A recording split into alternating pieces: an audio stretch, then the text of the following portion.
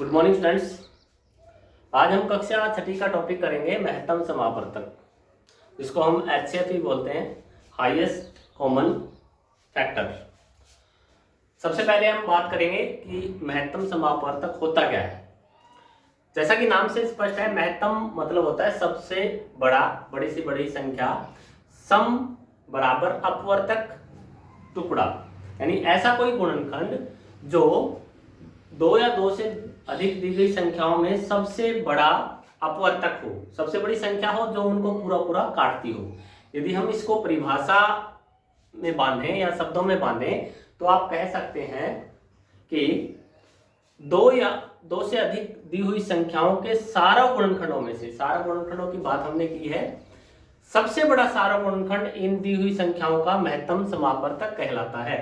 यानी दो या दो से अधिक दी गई संख्याएं हैं, उनके हम गुणनखंड करेंगे और उन गुणनखंडों में सबसे बड़ा जो गुणनखंड होगा वही उन संख्याओं का मैसय कहलाएगा, महत्तम समापवर्तक कहलाएगा। इसको हम मैसय भी लिखते हैं, HCF लिखते हैं, महत्तम सारोभाजक भी इसको कह सकते हैं, और इंग्लिश में GCD भी बोल सकते हैं, ग्रेटेस्ट कॉमन डिवाइजर। तो इनसे इन शब्दों को आप पहचान सकते हैं। यानी HCF पूछा जा सकता है, महत्तम सारोभाजक भी कहा जा सकता है, और GCD भी इसको बोला जा सकता है। एक बार फिर आपको इसकी परिभाषा समझाते हैं। दो या दो से अधिक संख्याएं यदि उनके सारा गुणनखंड, जो सबसे बड़ा सारा गुणनखंड होगा उन संख्याओं में, वही उन संख्याओं का महत्तम समापवर्तक होगा। जैसा कि नाम से ही स्पष्ट है, महत्तम मतलब बड़े से बड़ा, सम मैंने बराबर, अपवर्तक मैंने टुकड़ा, सबसे बड़ा टुकड़ा जो उन संख्याओं में उभयनिष्ठ है, कॉमन है। एग्जाम्पल करते हैं हम। जैसे एक सवाल है कि 36 और 84 का मैसय ज्ञात कीजिए। 36 और 84 का HCF आपको निकालना है। तो सबसे पहले क्या करेंगे, हम 36 के गुणनखंड करेंगे। 36, अब आप गुणनखंड करने के लिए पीछे अभाज्य गुणनखंडों के बारे में पढ़ चुके हैं, और साथ ही साथ विभाजकता के नियम भी हम पढ़ चुके हैं। तो सबसे पहले देखते हैं, 36 2 से भाग होगा, 2 से भाग करेंगे 18 दूनी 36, फिर 18 2 से भाग होगा, 2 निम 18, और 9 2 से भाग नहीं होगा तो ये 3 से जाएगा, 3 3 9, 3 से भाग हो जाएगा, 3 एकम 3, यानी 36 के गुणनखंड होंगे आपके 2 गुणा 2 गुणा 3 गुणा 3 गुणा 1। इसी प्रकार हम 84 के गुणनखंड भी कर सकते हैं। 84 2 से भाग होगा, 42 से कटेगा, फिर 42 2 से भाग होगा, 21 दूनी 42, 21 2 से नहीं विभाजित होगा, इकाई का अंक 1 है, तो ये 3 से भाग होगा, अंकों का जोड़ 3, दोनों का जोड़ 3 है, तो 3 से विभाजित हो गया, 3 से 21, और ये 7 से भाग हो जाएगा। तो इस तरह से 84 के गुणनखंड यदि हम करेंगे तो 2 गुणा में 2 गुणा में 3 गुणा में 7 गुणा में 1।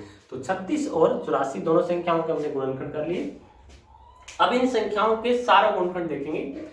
36 और इनमें जो कॉमन गुणनखंड है, जैसा कि आप देख पा रहे हैं, 2 दोनों में है, दूसरा 2 ये भी दोनों में है, और ये 3 दोनों संख्याओं के गुणनखंड है। तो 1, इस तरह से 1 भी है, 1 2 2 और 3 ये सारा गुणनखंड है। अतः इनका मैसय हो जाएगा, मैसय होगा 2 गुणा 2 गुणा 3 गुणा 1, यानी 1 गुणा 2 गुणा 2 गुणा 3, तो 3 दूनी 6, 6 दूनी 12, 12 एकम 12, तो मैसय कितना होगा, 12 होगा। तो इस तरह से हम संख्याओं का मैसय आसानी से निकाल सकते हैं। सबसे पहले संख्याओं के गुणनखंड करेंगे, और गुणनखंड करने के बाद उनमें सारा गुणनखंड, उभयनिष्ठ या सांझे संख्याओं को देखेंगे, सांझे टुकड़ों को देखेंगे, और जो सबसे बड़े जो साझा गुणनखंड होगा, या इस तरह से गुणनखंड करके हम इनकी गुणा कर लेंगे, तो वो सबसे बड़ा संख्या में प्राप्त हो जाएगी, और वही उस संख्या का मैसय होगा। इसी प्रकार से जैसे 3 संख्याएं दी जा सकती हैं, 91 112 49 का HCF निकालिए। सबसे पहले हम 91 के गुणनखंड करेंगे। ये 2 से 3 से 5 से विभाजित नहीं होगा, तो 7 से भाग होगा, 13 से 91, फिर 13 को 13 से किया, 1 भाग है। इसी तरह 112 2 से भाग हो जाएगा, 56 पे भाग होगा, फिर 56 2 से भाग होगा, 28 पे होगा, 28 2 से होगा 14 पे, और 14 को 2 से भाग करेंगे 7, 7 को 7 से भाग करेंगे 1 आ जाएगा। तो इस तरह से 91 के गुणनखंड आए हमारे पास 7 गुणा में 13 गुणा में 1। 112 क्या है, 2 गुणा में 2 गुणा में 2 गुणा में 2 गुणा में 7 गुणा में 1। ऐसे ही हम 49 के गुणनखंड करेंगे तो 7 गुणा में 7 गुणा में 1 होंगे, तो 7 गुणा में 7 गुणा में 1, ये गुणनखंड 91 के हैं। अब आप देख पा रहे हैं तीनों में सारे गुणनखंड, एक तो 7 है, 7 पहली संख्या में भी है, दूसरी में भी है, तीसरी में भी है, और दूसरा एक सारा गुणनखंड है। तो 7 गुणा 1 यानी HCF कितना होगा इन संख्याओं का? 7 होगा। तो गुणनखंड करेंगे और जो कॉमन गुणनखंड है उनकी हम गुणा करवा देंगे, वो सबसे बड़ी संख्या प्राप्त हो जाएगी, वो उनका HCF हो जाएगा। तो बताइए इन संख्याओं का HCF 7 होगा। इसी प्रकार एक सवाल है, पूछा गया है कि अभाज्य गुणनखंड द्वारा दो संख्याएं सहभाज्य संख्याएं दे रखी आपको 4 और 15, उनका मैसेज इस प्रकार ज्ञात किया गया है। इन्होंने करके दिखा रखा है। 4 को लिखेंगे 2 गुणा 2 और 15 को लिखेंगे 3 गुणा 5। पूछा गया है चूंकि इन गुणनखंडों में कोई सार्वगुणनखंड नहीं है, इन दोनों में आप देख पा रहे हैं कि कोई भी सार्वगुणनखंड नहीं है, इन दोनों में कोई भी, 2 यहाँ है इधर नहीं है, 2 यहाँ है इधर नहीं है, ऐसे 3 और 5 ऊपर नहीं है, तो इनमें कोई भी सार्वगुणनखंड नहीं है। अब सार्वगुणनखंड नहीं है तो इसका मतलब इनका मैसेज कितना होगा? 0 होगा। क्या 0 होगा? जी नहीं, 0 नहीं होगा। यदि नहीं तो फिर क्या होगा? इसका मैसेज वो निकालेंगे।